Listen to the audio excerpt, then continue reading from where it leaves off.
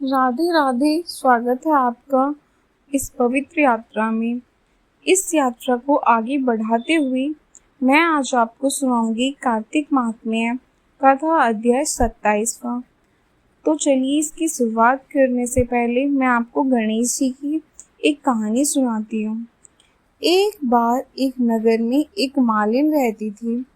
उसका पति चल बसा था। उसका एक 4 साल का पुत्र था। उसकी सास कठोर हृदय की स्त्री थी। वे बहू को बहुत तकलीफ देती। एक दिन सास ने बहू और पोतों को घर से निकाल दिया। वे दोनों रोते हुए चलते चलते एक जंगल में जा पहुंचे। वहां एक बड़े पेड़ के नीचे बैठ गए। वहां से थोड़ी दूर पर एक गणेश जी का मंदिर था। वहां बहुत लोग गणेश जी के दर्शन करने आते थे। दर्शन करके गणेश जी को प्रसाद चढ़ाते थे। फिर वह प्रसाद सबको बांट देते थे। इस प्रसाद से माँ बेटे का गुजारा होने लगा। दोनों गणेश जी की पूजा पाठ में लग गए।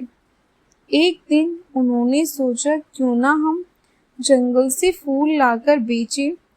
वो रोज जंगल में जाते और फूल लाकर उसकी माला बनाकर बेचने लगे। साथ में पूजा की सामग्री और प्रसाद भी बेचने लगी। इससे उनको आमदनी होने लगी। गणेश जी की कृपा से आमदनी बढ़ने लगी। जल्द ही उन्होंने एक मकान और एक दुकान बना लिया। एक राजा की लड़की मंदिर में रोज पूजा करने आती थी। मालिन के बेटे को देखकर राजकुमारी उस पर मोहित हो गई और उससे विवाह करने की सोचने लगी। उसने अपनी भाभी से अपने मन की बात कही। उसने कहा, ये तो मालिन का बेटा है और तुम एक राजा की बेटी हो। यदि तुमने उससे विवाह किया तो तुम्हारी बहुत बेइज्जती होगी। पर राजकुमारी अपनी बात पर अड़ी रही। उसने कहा, मैंने तो प्रतिज्ञा ले ली कि मैं उसी से विवाह करूंगी। भाभी ने घर जाकर सारी बात राजा को बता दी। राजा ने मना नहीं किया और विवाह के लिए तैयार हो गया। उन्होंने बड़ी धूमधाम से बेटी का विवाह मालिन के बेटे के साथ कर दिया। मालिन ने सबसे पहले बेटे बहू को गणेश जी के मंदिर में ले जाकर पूजा पाठ करवाया और गणेश जी का आशीर्वाद दिलवाया। इसके बाद पूरे नगर में ये बात फैल गई कि गणेश जी की पूजा करने से सब दुख कष्ट दूर हो जाते हैं। ये बात सुनते ही नगर के सभी लोग मंदिर आने लगे। मालिन और उसके बेटे की बिगड़ी और बढ़ गई। उधर उसकी सास के बुरे दिन आ गए। अन्नदाता उससे रूठ गए और वे भूखे मरने लगी। एक दिन वह रोती धोती उसी गणेश जी के मंदिर में आ पहुंची। वहां वह मालिन के बेटे से बोली, मैं भूखी हूँ, मुझे रोटी कपड़ा दे देना। इसके बदले मैं तुम्हारा सारा काम कर दूंगी। लड़की को दया आ गई और उसे काम पर रख लिया। उसने अपनी दादी को नहीं पहचाना। जब मालिन घर आई तो उसने अपने सास को पहचान लिया। वह सास से बोली, सासू जी आप यहाँ कैसे? सास ने पोते की तरफ इशारा करके कहा, मेरी इस सेठ के यहाँ नौकरी लग गई है। बहू बोली, ये आपका पोता है और ये भी आपका ही घर है। ये दुकान भी आपकी ही है। जब आपने अपने घर से निकाला तब गणेश जी ने हमारी रक्षा की। बहू की बात सुनकर सास बोली, मेरी करनी मैंने भोग ली। बहू बोली, सास जी अब आप हमारे यहाँ रहो और पोते का सुख देखो। गणेश जी महाराज जैसे सुख आपने मालिन को दिया वैसा ही सुख सबको देना। बोलिए गणेश जी भगवान की जय। आइए अब सुनते हैं दूसरी कहानी। किसी गांव में एक बुढ़िया रहती थी और वह कार्तिक का व्रत रखती थी। उसका व्रत खोलने के समय कृष्ण भगवान आते और एक कटोरे खिचड़ी का रखकर चले जाते। बुढ़िया के पड़ोस में एक औरत रहती थी। वे हर रोज ये देखकर ईर्ष्या करती थी, इसका कोई नहीं है, फिर भी इसे खाने के लिए खिचड़ी मिल ही जाती है। एक दिन कार्तिक महीने का स्नान करने बुढ़िया गंगा गई। पीछे से कृष्ण भगवान उसका खिचड़ी का कटोरा रख गए। पड़ोसन ने जब खिचड़ी का कटोरा रखा देखा और देखा कि बुढ़िया नहीं है, तो वे कटोरा उठाकर घर के पिछवाड़े फेंक आई। कार्तिक स्नान के बाद बुढ़िया घर आई तो वे उसे खिचड़ी का कटोरा नहीं मिला और वे भूखी ही रह गई। बार बार एक ही बात कहती कि कहाँ गई मेरी खिचड़ी और कहाँ गया मेरा खिचड़ी का कटोरा। दूसरे की ओर पड़ोसन ने जहाँ खिचड़ी गिराई थी वहाँ एक पौधा उगा, उसमें 2 फूल खिले। एक बार राजा उस ओर से निकला तो उसकी नजर उन दोनों फूलों पर पड़ी और वह उन्हें तोड़कर घर ले आया। घर आने पर उसने वे फूल रानी को दे दिए, जिन्हें सूंघने पर रानी गर्भवती हो गई। कुछ समय बाद रानी ने 2 पुत्रों को जन्म दिया। वे दोनों जब बड़े हो गए तो वे किसी से भी नहीं बोलते थे, लेकिन जब वे दोनों शिकार पर जाते तब रास्ते में उन्हें वही बुढ़िया मिलती, जो अभी भी यही कहती थी कहाँ गई मेरी खिचड़ी और कहाँ गया मेरा कटोरा। बुढ़िया की बात सुनकर वे दोनों कहते कि हम हैं तेरी खिचड़ी और हम हैं तेरा बेला। हर बार जब वे शिकार पर जाते तो बुढ़िया यही बात कहती और दोनों वही उत्तर देते। एक बार राजा के कानों में ये बात पड़ गई। उसे आश्चर्य हुआ कि दोनों लड़के किसी से नहीं बोलते, तब ये बुढ़िया से कैसे बात करते हैं। राजा ने बुढ़िया को राजमहल बुलवाया और कहा कि हमसे तो किसी से ये दोनों नहीं बोलते हैं, तुमसे ये कैसे बोलते हैं। बुढ़िया ने कहा कि महाराज, मुझे नहीं पता ये कैसे मुझसे बोलते हैं। मैं तो कार्तिक का व्रत करती थी और कृष्ण भगवान मुझे खिचड़ी का बेला भरकर दे जाते थे। एक दिन मैं स्नान करके वापस आई तो मुझे वह खिचड़ी नहीं मिली। जब मैं कहने लगी कि कहाँ गई मेरी खिचड़ी और कहाँ गया मेरा बेला, तब इन दोनों लड़कों ने कहा कि तुम्हारी पड़ोसन ने तुम्हारी खिचड़ी फेंक दी थी, उसके 2 फूल बन गए थे। वे फूल राजा तोड़कर ले गया और रानी ने सूंघा तो हम 2 लड़कों को जन्म दिया। हमें भगवान ने ही तुम्हारे लिए भेजा है। सारी बात सुनकर राजा ने बुढ़िया को महल में ही रहने को कहा। हे कार्तिक महाराज, जैसे आपने बुढ़िया की बात सुनी वैसे ही आपका व्रत करने वालों की भी बात सुनना। बोलिए गणेश जी भगवान की जय। अब मैं आपको दूसरी कहानी सुनाती हूँ। एक समय की बात है, किसी नगर में एक बूढ़ा व्यक्ति रहता था और उसकी 7 बहुएं थीं। एक बार कार्तिक का महीना आया और उसने अपनी बहुओं से कहा कि मैं कार्तिक का स्नान करूंगा, क्या तुम इसे निभा दोगी। 7 में से 6 बहुओं ने मना कर दिया, लेकिन बड़ी बहू ने कहा कि मैं निभा दूंगी। बूढ़ा हर रोज सुबह उठता और नदी पर स्नान कर कर घर आता। गीली धोती तो वह बड़ी बहू के आंगन में सुखा देता। जैसे जैसे उस गीली धोती में से पानी की बूंदें जमीन पर गिरती, वैसे ही वे हीरे मोतियों में बदल जाती।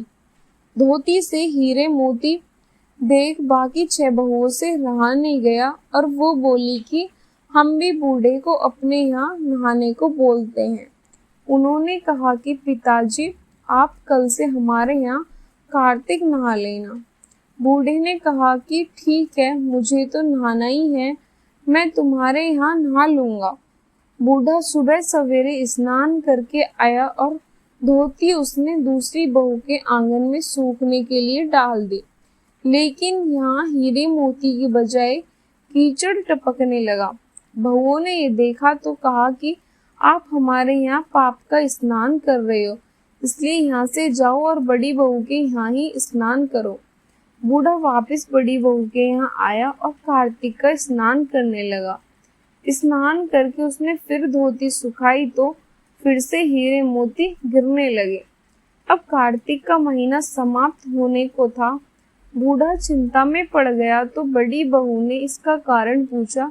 उसने कहा कि कार्तिक स्नान समाप्त होने को है और मेरे मन में सारे परिवार को एक दिन खाने का न्योता दूं। बड़ी बहू ने कहा कि पिताजी, इसमें चिंता की क्या बात है, आप सभी को बुला लेना, मैं खाना बना दूंगी। बूढ़ा सभी को निमंत्रण देने गया और बाकी बहुओं ने कहा कि जब तक यह घर पर रहेगी हम खाने पर नहीं आएंगे। बूढ़ा फिर से चिंता में घिर गया, ऐसा कैसे होगा, और सूखने लगा। बूढ़े को सूखता देख बड़ी बहू ने कहा कि पिताजी, अब आपको क्या चिंता है। बूढ़े ने कहा, बाकी 6 बहुए वाली बात बड़ी बहू को बता दी, जिसे सुन वह बोली, पिताजी ठीक है, मैं खाना बनाकर रख जाऊंगी। और उसने वैसा ही किया। खाना बनाकर रख दिया और अपने लिए 4 रोटी लेकर खेत पर चली गई। इधर 6 बहुओं ने खाना खा लिया, लेकिन जाने से पहले बाकी बचे खाने में कंकड़ पत्थर डाल गई और बड़ी बहू आएगी तो परेशान होगी। इधर खेत में बैठकर बड़ी बहू कहने लगी कि राम जी की चिड़िया, राम जी का खेत, चुग लो चिड़िया भर भर पेट। मेरे ससुर ने घर में जगह दी है और मैंने खेत में। चिड़िया को बाजरा डालकर वह घर आ गई। घर आई तो बूढ़ा फिर उदास बैठा था। उसने फिर पूछा कि ये उदासी क्यों, सब ठीक ठाक निपट गया ना। वे बोला कि हाँ, सब ठीक ठाक निपट गया, लेकिन वह तेरी देवरानियां बाकी बचे खाने में कंकड़ पत्थर व मिट्टी डाल गई। बहू ने कहा कि कोई बात नहीं पिताजी, मैं तो अपने लिए 4 रोटी फिर बना लूंगी। बहू बूढ़े से बात करके घर के भीतर जाके खाने को देखती है, लेकिन वह देखती है कि जिस खाने में वह सब कंकड़ पत्थर डालती हैं, वे हीरे मोती मन बदल गए। घर की जगह महल खड़ा हो गया और धन दौलत से घर भर गया। अन्न के भंडार घर में भरे पड़े थे। वह बूढ़े को बुलाकर कहती कि पिताजी, आपने तो कहा था कि मेरे लिए कुछ नहीं बचा है, लेकिन यहाँ देखो हीरे मोतियों के भंडार हो गए हैं। पूरे घर में धन की वर्षा हो रही है। साधारण सा घर महल में बदल गया है। बूढ़ा सब चीजें देखकर बोला कि बेटी, तुमने सच्चे मन से कार्तिक स्नान सच्चे मन से निभाया है, लेकिन बाकी बहुओं ने पापी मन से इसे निभाया, इसलिए कार्तिक देवता तुमसे प्रसन्न हुए और ये फल दिया। कार्तिक देवता, जैसे आपने बड़ी बहू की सुनी, वैसे ही आप सभी कार्तिक स्नान का फर्ज निभाने वालों की भी सुनना। मास की एक और कहानी सुनाऊंगी। किसी गांव में एक बुढ़िया रहती थी। उसकी एक पुत्रवधू भी थी। कार्तिक का महीना आता है तो बुढ़िया 12 कोस नहाने जाती थी, लेकिन उसकी बहू वहीं पतीले में पानी डालकर कहती कि मन चंगा तो कटौती गंगा, और गंगा जी उसके लिए वहीं आ जाती। वे उस गंगा में अपना कार्तिक स्नान कर लेती। एक बार कार्तिक नहाते हुए सास की नथ बह गई और बहकर वह बहू के नहाने वाले पतीले में आ गई और उसने वे उठाकर रख ली। सास घर वापस आई तो उदास थी, उसकी नथ बह गई थी। बहू ने सास को उदास मन से देखकर पूछा कि आप उदास क्यों हो। सास ने कहा कि मेरी नथ गंगा में बह गई है। बहू ने कहा कि अच्छा, वह नथ, वह तो मेरे पास है। सास ने पूछा कि वह कैसे तेरे पास आई। बहू ने कहा कि सासू जी, आप तो 12 कोस कार्तिक नहाने जाती हो, मैं तो यहीं कुटने में पानी डाल लेती हूँ कि मन चंगा तो कटौती गंगा, और गंगा जी बह करके मेरे पास आ जाती है, जिससे मैं स्नान कर लेती हूँ। आज गंगा जी बहकर आई तो उसी में आपकी नथ भी आ गई, जिसे मैंने उठाकर रख दिया। किसी गांव में एक बुढ़िया रहती थी और उसका एक बेटा व बहू भी थे। कार्तिक का महीना आया तो बुढ़िया ने बेटे से कहा कि वे कार्तिक स्नान के लिए जाएगी और 1 महीना वहीं रहेगी। ये सुन उसके बेटे ने अपनी पत्नी से कहा कि माँ के लिए 30 लड्डू बनाकर दे दो ताकि वे पूजा पाठ करके कुछ खा सके।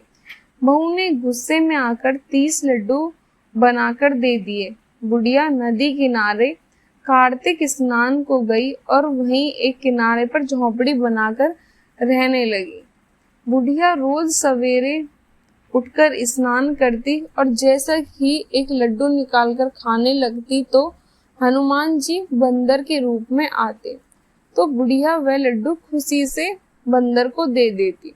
इस तरह कार्तिक का पूरा महीना बीत गया और सभी 30 लड्डू हनुमान जी के बंदर के रूप में खा गए।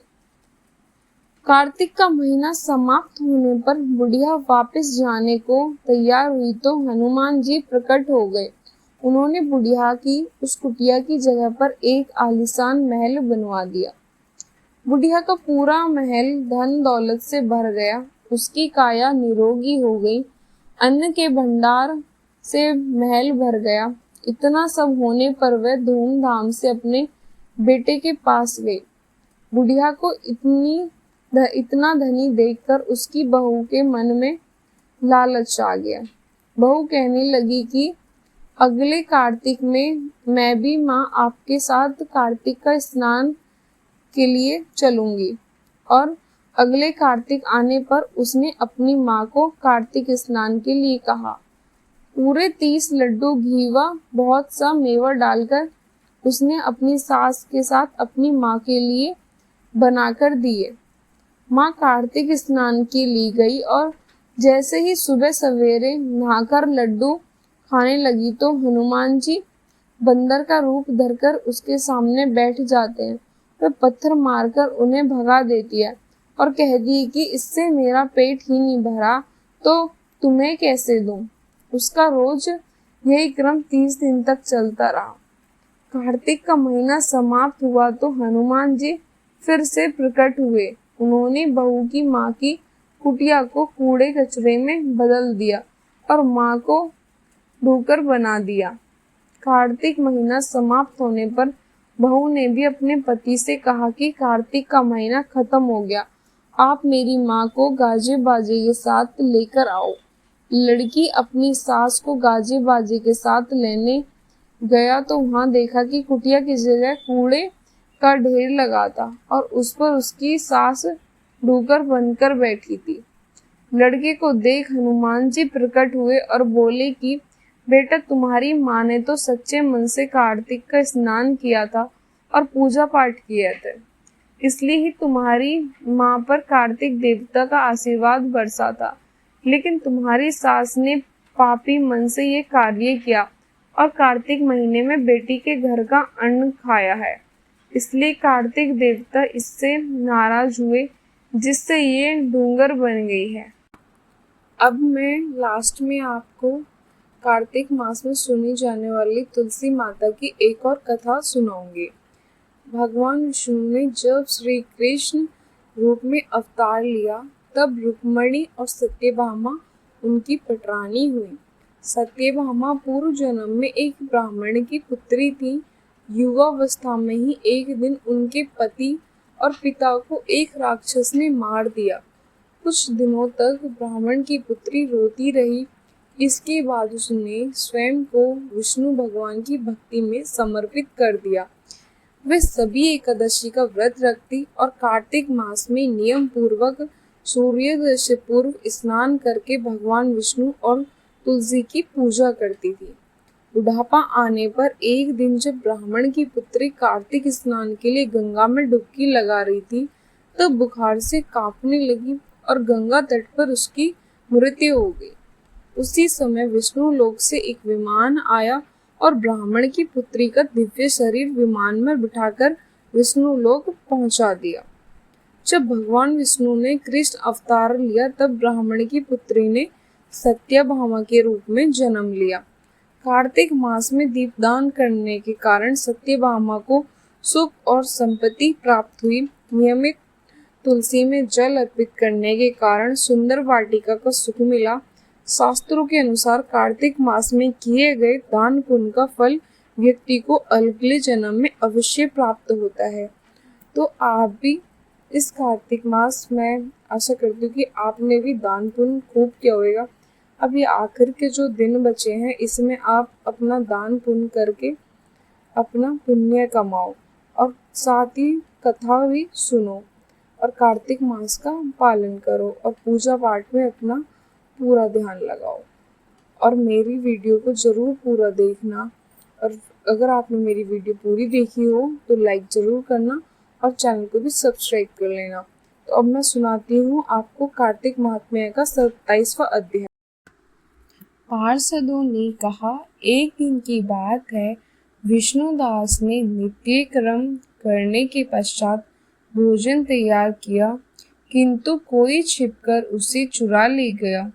विष्णुदास ने देखा भोजन नहीं है, परंतु उन्होंने दोबारा भोजन नहीं बनाया, क्योंकि ऐसा करने पर सायंकाल की पूजा के लिए उन्हें अवकाश नहीं मिला। प्रतिदिन के नियम का भंग हो जाने का भय था। दूसरे दिन पुनः उसी समय पर भोजन बनाकर वो ज्यों ही भगवान विष्णु को भोग अर्पण करने के लिए गए, त्यों ही किसी ने आकर फिर सारा भोजन हड़प लिया। इस प्रकार 7 दिन तक लगातार कोई उनका भोजन चुरा के ले जाता रहा। इससे विष्णुदास को बड़ा विस्मय हुआ। वो मन ही मन इस प्रकार विचार करने लगे, अहो कौन प्रतिदिन आकर मेरी रसोई चुरा ले जाता है। यदि दोबारा रसोई बनाकर भोजन करता हूँ तो सायंकाल की पूजा छूट जाती है। यदि रसोई बनाकर तुरंत ही भोजन कर लेना उचित हो तो मुझसे ये ना होगा, क्योंकि भगवान विष्णु को सब कुछ अर्पण किए बिना कोई भी वैष्णव भोजन नहीं करता। आज उपवास करते मुझे 7 दिन हो गए। इस प्रकार मैं व्रत में कब तक स्थिर रह सकता हूँ। अच्छा, आज मैं रसोई की भली भांति रक्षा करूँगा। ऐसा निश्चय करके भोजन बनाने के पश्चात वे कहीं छिपकर खड़े हो गए। इतने में ही उन्हें एक चंडाल दिखाई दिया, जो रसोई का अन्न हरकर जाने के लिए तैयार खड़ा था। भूख के मारे उसका सारा शरीर दुर्बल हो गया था। मुख पर दीनता छा रही थी। शरीर में हाड़ और चाम के सिवाय कुछ शेष नहीं बचा था। उसे देखकर श्रेष्ठ ब्राह्मण विष्णुदास का हृदय करुणा से भर आया। उन्होंने भोजन चुराने वाले चांडाल की ओर देखकर कहा, भैया जरा ठहरो ठहरो, क्यों रूखा सूखा खाते हो, ये घी तो ले लो। इस प्रकार कहते हुए विप्रम विष्णुदास को आता देख वज चंडाल भय के मारे बड़े वेग से भागा और कुछ ही दूरी पर मूर्छित होकर गिर पड़ा। चंडाल को भयभीत और मूर्छित देखकर विजय श्रेष्ठ विष्णुदास बड़े वेग से उसके समीप आए और दयावश अपने वस्त्र के छोर से उसको हवा करने लगे।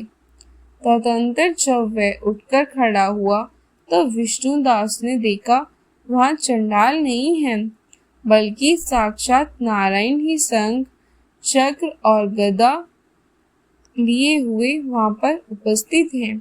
अपने प्रभु को प्रत्यक्ष देखकर विष्णुदास सात्विक भावों के वशीभूत हो गए। वे स्तुति और नमस्कार करने में भी समर्थ ना हो सके। तब भगवान ने सात्विक व्रत का पालन करने वाले अपने भक्त विष्णुदास को छाती से लगा लिया और उन्हें अपने जैसा रूप देकर वैकुंठ धाम को ले गए।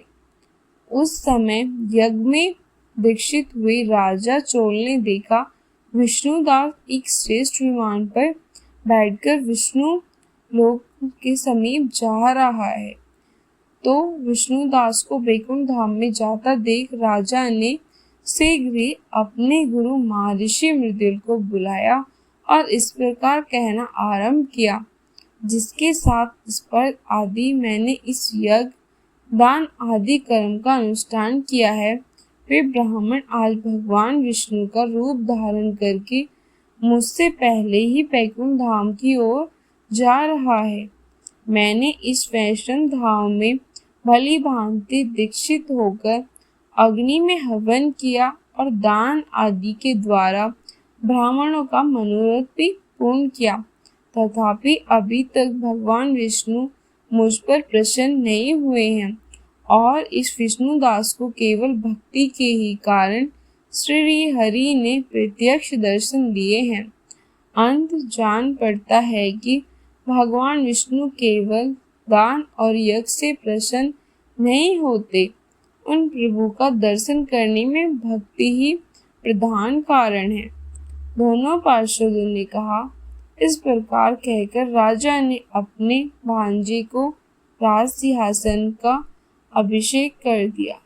वो बचपन से ही यज्ञ की दीक्षा लेकर उसी में संलग्न रहते थे, इसलिए उन्हें कोई पुत्र नहीं हुआ था। यही कारण है कि उस देश में अब तक भांजे ही राज्य का उत्तराधिकारी होते हैं। भांजे को राज्य देकर राजा यज्ञशाला में गए और यज्ञ कुंड के सामने खड़े होकर भगवान विष्णु को संबोधित करते हुए 3 बार उच्च स्वर से निमंत्रित वचन बोले। भगवान विष्णु, आप मुझे मन, वाणी, शरीर और क्रिया द्वारा होने वाले अविचल भक्ति प्रदान कीजिए। इस प्रकार कहकर वो सबके देखते देखते अग्नि कुंड में कूद पड़े। बस उसी क्षण भक्त वत्सल भगवान विष्णु अग्नि कुंड में प्रकट हो गए। उन्होंने राजा को छाती से लगाकर एक श्रेष्ठ विमान में बिठाया और उन्हें अपने साथ वैकुंठ धाम को ले गए। नारद जी बोले, हे राजन, विष्णुदास थे वो तो पुण्यशील नाम से प्रसिद्ध भगवान के पार्षद हुए और जो राजा चोल थे उनका नाम सुशील हुआ। इन दोनों को अपने ही समान रूप देखकर भगवान लक्ष्मीपति ने अपना द्वारपाल बना लिया। जय श्री कृष्ण, राधे राधे। मैं आशा करती हूँ कि आपको मेरी वीडियो अच्छी लगी होगी। अगर आपको मेरी वीडियो अच्छी लगी है तो कृपया मेरी वीडियो को लाइक ज़रूर करना और साथ ही चैनल को भी सब्सक्राइब कर लें।